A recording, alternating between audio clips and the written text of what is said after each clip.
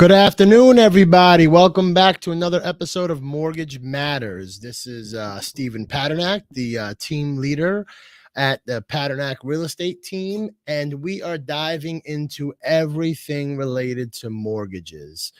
If you've been following us, this is episode 14. If you've been following us for the past 13 episodes, the format of the show is pretty simple. Myself, who has been in the business for about 20 years, and my co-host Christian Babcock, who is with the Loan Depot, we basically dive into everything regarding mortgages. There's a lot of issues that people are facing, especially with the rates where they are. And it's important for us to communicate with the buyers and sellers in the market and kind of just give you a hands-on approach to what we're doing to navigate and what we're advising our clients and what we think other people should be doing. So without further ado, I am going to invite my co-host on and we'll get started. Mr. Babcock. Mr. Padernacht, how are you, sir? I'm doing good. How are you, man? I'm good. So completely off topic, I used Turo for the first time. Turo? Turo. Remember the car rental app that you? Oh, yes. Yeah, wife's truck had a little car trouble, and we needed a car immediately. So I used the app yesterday, like 5 o'clock. Got a minivan dropped at my house at like 10 o'clock last night. Like in my driveway. Keys under the wheel. Yeah. Like ready to go. I'm telling you, man, I told you a couple of times that app is amazing. Just think about it. If you would have had to go and deal with Enterprise or one of these other rental car companies. Oh, terrible. And I was like, so her truck broke down. We have 5 kids and they got sports, they got school, they got all this other stuff. So I can't be not like without a truck. I mean, I have my car can fit them, but I got a million places I got to be also. So I'm calling the dealerships. The dealerships don't have loaners, and I wanted to try and get it to them there. You'd be like, yeah, we can't even see the car till probably next week. We don't have any loaners. So I was like, you got to be kidding me. So it took me about 15 minutes to set up a profile on the app, find a car, and it was in my house last night. It's crazy. Did you remember right away about it, or you had to go through the? Oh, yeah, immediately. It came literally because I still had it on my phone from when you and I were family reunion last year. Yeah. And how cool was it to kind of just go through it? Like, nah, I don't want that one. I think I mean, there's not a lot of cars, like a lot of places that would deliver the car to my house where I live. So it was only like when some of them you have to go there to get it. Yeah. But I was able to find 2 that that were right, that they delivered. Cool. Well, I'm glad that worked out for you. I mean, it's an amazing experience. So this is a plug for Turo, the app. Yeah, if you're looking for a rental car and don't want to deal with the hassle, feel free to reach out to Turo, the app. Yeah, hopefully we get some royalties. So I see you've got your Loan Depot gear on there. I need one of those shirts. Yeah. No, I'll get you one. I got you. Yeah, I need one of those shirts, and maybe if you got a sweater. I wear a lot of sweaters, so. Or a little Loan Depot sweater, full pullover. I can get you probably a Loan Depot hoodie. Yeah, listen, all the free gear I will be happy to rock. Especially considering the amount of business that we do together, That's right. Awesome. So how's everything going with you? How's your week? How's the mortgage world? Anything crazy happen? Yeah, it's been exceptionally volatile once again. I've been telling people, we're kind of, I don't know if anybody else has noticed, but I've definitely noticed the pattern since January. We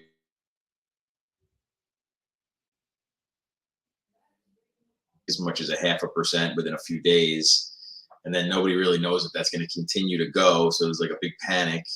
And then shortly after those reports come out for the kind of remainder of the month, some of the other reports like the employment reports and jobless claims and the other indicators that the Fed's looking at come in cooler. So we start gaining some of those losses back. But there's just so much volatility still, which, a 0.5% swing in a short period of time is catastrophic in my world. Of course, yeah. My world too, man. I mean, I've said it before. Like the only time I've seen a jump like that prior to what's going on now in the last couple of years was right after the Trump was elected president, and it was really just because the unexpected result of that election that Yeah. rates actually went down 0.5% in that one, but in a very short amount of time, and that was a huge jump, like huge change from how rates usually have been moving over the last like 20 years, where they're kind of stay in certain levels and then they'll kind of slowly go up or slowly go down, but still are usually pretty stable. Now we're seeing like 0.5% swings almost week to week. It's been going on since 2022, where, like one day we're up a quarter, next day we're up another quarter, then we're down a quarter. And it's been very, very difficult to try to advise people correctly and make the right call. It's really a double-edged sword. Yeah, for me, like I looked at the chart the other day, and it's just like up, down, up, down, up, down. Like it's just there's got to be at some point some sort of steady, hopefully steady decline, and then just Right. level off. But right now, it's a roller coaster. Well, yeah, we've been waiting for that downward trend. So like this exact time last year is when we were expecting rates to go down last year. And all the quote unquote experts are predicting cuts and all this other stuff. And, here we are a whole another year later, we're really in the same spot, hoping for a decrease and not getting it. I mean, really what it'll do is if the inflation numbers actually are consistent with all the other reporting that comes out during the month, if those reports, and that did happen actually in December and January, which is why we saw it drop from November. But now it's just kind of up, down, up, down, up, down. So we'll see. So I mean, but look, it's spring. People are buying. I think I wrote 30 applications last month. So I mean, there are people buying. I think the more important thing is that people are. I'm noticing more sellers coming to market. I don't know if it's maybe because it was around the first of the month, a lot of expireds, whatever it may be. But like this week, I saw a lot more listings, and I looked on HGAR, and month over month, there was an increase in more listings coming to market, which tells me that people are getting tired of waiting for the rates to drop and putting their lives on hold and just saying, you know what, I'm going to cut my losses. I wanted to, capture 100% of my equity, but I'm okay with capturing 90% if it means that I have to, well, especially since the prices are up there. So, and then people have to move for all kinds of reasons. What are this real estate? What are they? The four D's of real estate. You've got death, divorce, downsize, or debt. Right. So people have to move for those four reasons. Of course. Of course. So it's all right. And I think, and I said it early on in this year on one of these episodes, is that one of the articles that I read was calling this the year of acceptance. Where people are accepting that this is kind of the new normal. Maybe we'll see a decrease, but nobody's expecting it to be all that significant. So with that acceptance, those 4 Ds are kicking in. Yeah, of course. Of course.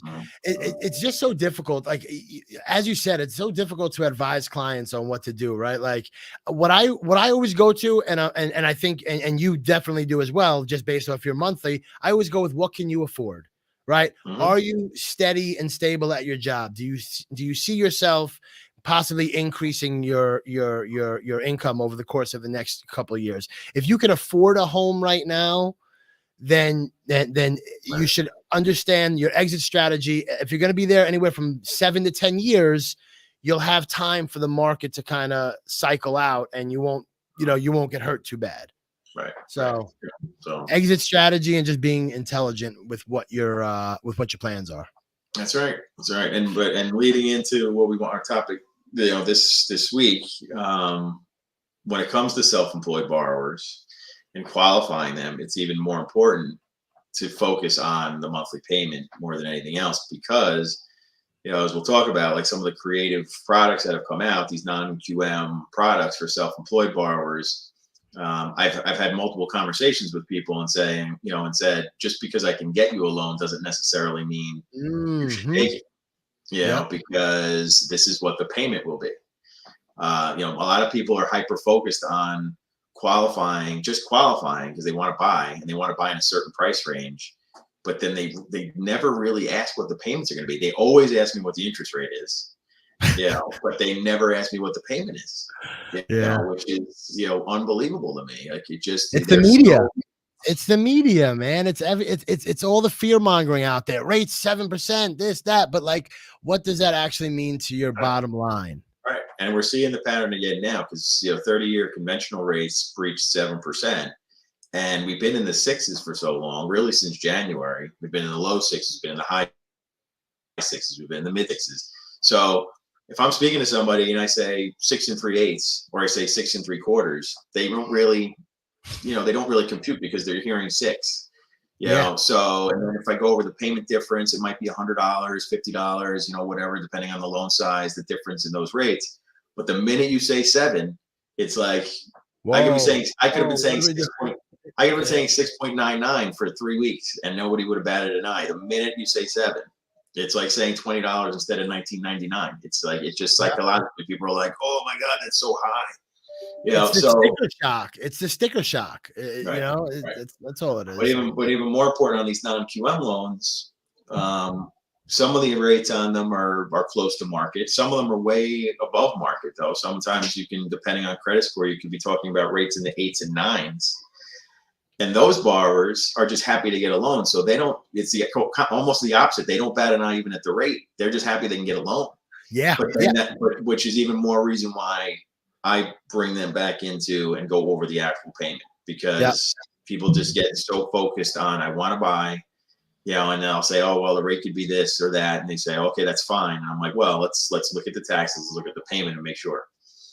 So I know we've been alluding to what we're talking about. So on this previous episodes, we've been talking about like the traditional way that we qualify self-employed borrowers: 2 years tax returns, sometimes 1 year tax return, depending on how long they've been self-employed, and how much they're putting down. But a lot of times, the way that people are reporting their incomes and how many companies they have, you could have somebody with 1 set of tax returns or 2 set of tax returns. We could have someone like you that has 10 sets of tax returns. So when we're kind of sifting through all that stuff, and if the numbers aren't working out, these non-QM loans have come onto the scene, which stands for non-qualified mortgage. Qualified mortgage is Dodd-Frank's definition of kind of a full doc loan, to summarize it. So a non-QM loan is basically a loan that's a non-qualified mortgage under that law. So because the law doesn't really specify how you prove somebody can make the payment on a primary residence, we're able to use things like bank statements for these non-QM banks that we work with. And we have a lot, at Loan Depot, we have a lot of not only of our own products for these types of loans, but we also have at least 3, 4, 5 other banks that we can broker out to that have some more aggressive products than even we have in-house, which is why I like being here as opposed to some other places that are a lot more limited on these products. So wait, I want to just back you up real quick, if you don't mind. I want to just make sure I understand all this. All right. So if I don't have the traditional, we went through it in the last couple of weeks, traditional 2 years tax returns, 1 year tax returns. Me personally, I'm a real estate agent. So technically I'm a 1099.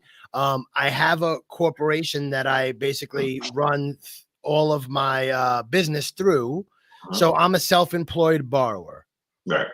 So now, exactly. If you're 1099, you can have people that are consultants that are 1099. And they just file a very simple schedule on their personal tax return, and they show the top line income on there, which is great. But we look at the bottom line after the expenses that you're allowed to write off, which is why a lot of self-employed borrowers, if they have a lot of expenses to conduct their business, that bottom line might not be enough to qualify them to support the payment that they know they can support. I remember a couple of years ago, you and I were talking and you put me onto something that I had no idea about. Now, people who own real estate and they have various assets, they're allowed to, correct me if I'm wrong, are they allowed to use depreciation as a form of income? Not as a form of income, but depreciation is something that we add back into the equation. So it could end up on a property where you're showing a loss on your Schedule E. It actually could turn into either a break even or even a positive income after we add back depreciation and the other expenses that are on there. So it's not, Gotcha. so we're not just taking that and putting that as income. We're adding, but we are adding it back in. To the Yeah, company profile right, to see if right, the company is profitable. And if I own, let's just say whatever, 50% of that property, then right, now you put the depreciation back in and you're able to kind of take that 50% and use that as income. right. Because that's On not the a, like, depreciation is not really a real expense, like repair costs and mortgage interest and taxes and insurance and things like that. So you're able to write it off, as part of your taxes, but that's why we're able to add it back in. So, but the bank statement programs are really, usually that's my plan B, because the rates are higher. So I don't really ever lead with that product. I definitely know some loan officers that will lead with it because they just, as soon as they hear self-employed, they just kind of go that direction as opposed to really trying to dig in on the tax returns. I always tell my borrowers, because I've had borrowers come to me to say, like, I wanted, they'll tell me because maybe they were talking to another bank or whatever else and was telling them they're not qualified. I said, well, I always prefer to do my own work and I'm not afraid of doing extra work. So give me the tax returns. We'll try to go the conventional route because the rates are better. But if that's not, going to work, we'll look at some other options. And the bank statement loan is really one of those options. So, essentially the bank statement loans allow you to, calculate your income based on your deposits going into your business or personal, or in some cases, some banks will use both bank accounts. So, Are you looking at the money that's coming out as well? yeah. So, and again, it depends on the bank, that we're brokering to. Some will take the deposits out, some won't. So when some are more aggressive than others on these products. So it depends. Like when they first were rolled out, some of the first banks that were doing it, exactly right. They would take out the withdrawals. So they would accumulate the deposits and then also take out the withdrawals. And then some other ones were just looking at the deposits, so. All right. So prep me for buying a property in whatever, let's call it December, January 2025. Hmm. So prep me right now. So like, what should I be doing as for, I absolutely need to take one of these non-QM loans. I need to go on a bank statement program. I want to buy a house probably in the range of, let's just call it, I don't know, call it $650,000. Hmm. Taxes are probably going to be around, I don't know, call it whatever, just 12 grand a year. Hmm. So what do I need to show in the bank? For down payment and closing costs? Down payment, closing costs, and then to show that I'm able to afford it, like to qualify for this loan. Well, I mean, I'd have to actually calculate it on my spreadsheet, but you're basically looking at, with the 20% down, you're doing, let's take out my trusty calculator here. 20% is 130,000. You got to figure your closing costs are going to be another 3 to 4%. Call it 3.5. Well, we'll say 3.5. So 23,000 for closing. So about 150 in cash for down payment and closing. Right. So, but again, everybody is different. So if I was looking at this again for like kind of a conventional loan, I'll do this real quick for you here.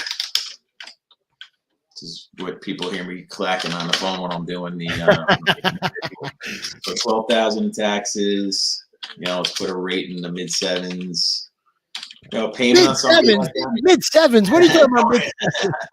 Well, yeah, that's being pretty. That's actually being generous for a non-QM loan. Yeah. So figures. Your payments. Christian, I don't care if the rate's 10% right now. If you can get me a loan and I can afford it, dude, let's do it. All right. So on a kind of a traditional rate, for my program, let's say you have a $500-$600 car payment in there. Some minimal expenses on the back end. Let's say you need at least somewhere about 140 to 150,000 in annual income to support that payment. The payment would be, with taxes and insurance, about $4,800 to $4,900 a month. Okay, and I need to show 140 in income. So I need to show about 140 a year. So we're talking about about 12K a month in deposits going into those accounts. Right. Now, what if I have multiple bank accounts? What about if I have my personal account and I have my business account? Again, depends on the lender. Depends on the bank. Some of them will include both. Some of them will go with one or the other. So, and I can't speak for every product, every bank, every lender, because I even get emails on banks that we're not associated with that are getting more and more aggressive on these products. So just want to really talk about generally how they work right now. Of course. So I can't get into too much specifics because they're all different. Yeah. And I don't want somebody posted me on TikTok chirping in my ear saying that I don't know what I'm talking about. So, well, we're not on TikTok. We're on IG. We're on IG and we're on Facebook. Hopefully better heads will prevail. Right. So again, this is really just a general understanding of what these things are and where they're going to get, because again, and I won't even name some of the banks that are doing them, because probably some regulation that doesn't allow me to, but I would basically say that generally speaking, this is how these loans work. So if somebody came to me, whether they were W-2'd, commission, whatever, for a 650 house, whether it's two people, one person, 140 in income is kind of generally the income they would need to show. So again, however we show that, whether it's through W-2s, tax returns, however, or with the bank statement loan, if we're looking at bank statement loans, that's how much accumulated deposits we would need to see for the debt ratios to be in line, because we're still calculating debt ratios here. Still a primary residence. We're still proving that they can make the payment. And that's also why they look back so far, because obviously, people like to commit, fraud every now and again. They want to go back far because you can't really fake 12 months of bank statements. People can fake one or two, but you're not going to be faking up to 12 months. And then it also shows the consistency and the pattern of those deposits. So I just want to make sure. So it's only 12 months of bank statements. We don't got to go back 2 years. I've seen some that go back 2 years. I haven't really seen many that go shorter periods of time yet. There could definitely be some out there that are starting to do shorter periods of time. And, again, some banks are willing to take bigger risks than others. So you might see that, shorter periods of time versus longer periods of time. So, and that will all be reflected usually on rate. The riskier a loan gets, the higher the rates will be. So you might see, if those things are being rolled out, you might start seeing some with much higher rates or points and fees, because they're just getting riskier and riskier. Doesn't that seem backwards to you? If you got somebody who's risky and you don't think they're going to make payments, why would you try to boost the payments up even higher? Wouldn't you try to make it more affordable for the person? If you think somebody's a risky borrower, like, it just kind of, it doesn't make any sense to me. But let me ask you a question. With the non-QM loans, is there any sort of points that are incurred there? Like, do I got to pay, like, what are the fees that are associated? Is it just like a standard, like, where you got to pay an application fee, which kind of covers the appraisal and all that such? Or is there anything else that's not included in a normal mortgage? Well, I mean, points are, again, are always a vehicle to lower an interest rate, to buy down an interest rate. So, all the banks and lenders that we work with on these products kind of give you an option to pay zero, or you can, pay points to buy it down. Yeah. Sometimes on these types of loans, points are worth it, because it might get you as much as 0.5% or better interest rate, versus your kind of traditional loans maybe only get you 0.25% better interest rate. So it really depends on the makeup of the actual borrower to see if a point, or even sometimes 2 points, can make sense for that particular person. I always try to, keep it as least expensive as possible, but points can also, in buying down a rate, can help somebody qualify sometimes where they might not qualify for lowering the payment. Gotcha. So it's really borrower specific, but they don't just come with points because of the type of loan they are. We can definitely do them without points or not. So here, I'm going to throw you a little curveball. So here, I'm going to give you a scenario. I have a client that is, I have a client that's in the process of selling their home and buying a home. They might not be able to sell prior to them purchasing the home. Is there a way that, and they still qualify to put down 20% and to close, is there a way for them to buy the house, and then if the sale happens afterwards, for them to go back, maybe pay down some of that loan, or somebody had mentioned like recasting the loan? How does that work? I mean, you pretty much said it. It's exactly right. Provided they qualify to support both homes, which some people can, some people can't. We can close on the new home. Then they sell their old home, and let's say they walk away with $100,000-$200,000 in proceeds from that sale after the fact, they can call our servicing department or whoever the servicer is their loan at that time, and recast the payment, which essentially is saying, I'm going to give you an extra $100,000. I want you to lower my monthly payment, because if you just send that money in, which has always been the traditional way when people prepay a mortgage, they just send in extra money every month, or they do it once a year to try to lower their principal so they pay a loan off sooner.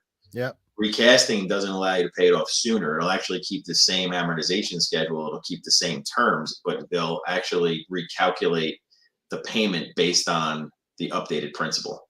Gotcha. So that's the difference between a recast and just prepaying a loan, and it's not a refinance either. So you don't have to do that and do a full refinance. You can just send that money in. Now you can't just, I tell people, you can't just send it in. They're not going to know what to do with it. If you just send money in, they're just going to take it off your principal. You actually have to call, request a recast. There's a process, there's a form, that they fill out. Some places charge $100, $200 to do it. And then they'll accommodate that request. So it's become very common in the market that we're in right now, because as you know, if somebody has to sell a property in order to buy the next one, if a seller has 10 offers and you're the one outlier that has to sell in order to buy, you're on the bottom. Yep. So we do try to get, I've had one client, I think I talked about on the last week's call, that I'm refinancing right now, that needed co-signers to qualify in this way, non-contingent. And now we're refinancing to remove those co-signers and reduce the principal because they have the proceeds. So they didn't do the recast because we were going to refinance anyway. So we're doing that all at the same time, reducing their interest rate also, so. Lots of creativity in this market. Yeah. I mean, you got to really use every tool in the toolbox. That's what I tell my loan officers all the time. I'm doing everything from $50,000 co-ops to $2 million homes, and everything in between, using every product at my disposal. Yeah. Because especially when deals for real estate agents are scarce, and we're partnered with you guys, and we want to make sure that we're trying to close every deal that comes our way. You gotta know your guidelines. And you got to have the products. Yeah, here's the third thing you got to do. You got to answer the phone. You got to answer the phone. Loan officers out there, please answer your phone. Attorneys out there, answer your phones, please. And you other realtors that are not answering your phones, answer your phones. We're not calling you to ask you if you want to bake cookies, okay?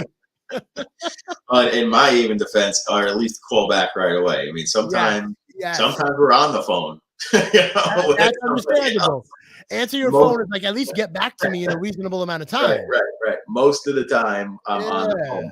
Some of you, and here's just a sidebar. This has nothing to do with mortgages, but some of you listing agents out there, if somebody submits an offer to you, just because you've got 30 of them, just at least respond back and say received, and I will get back to you or something. Like they just let offers sit right now because they're so blessed that they have 30 offers.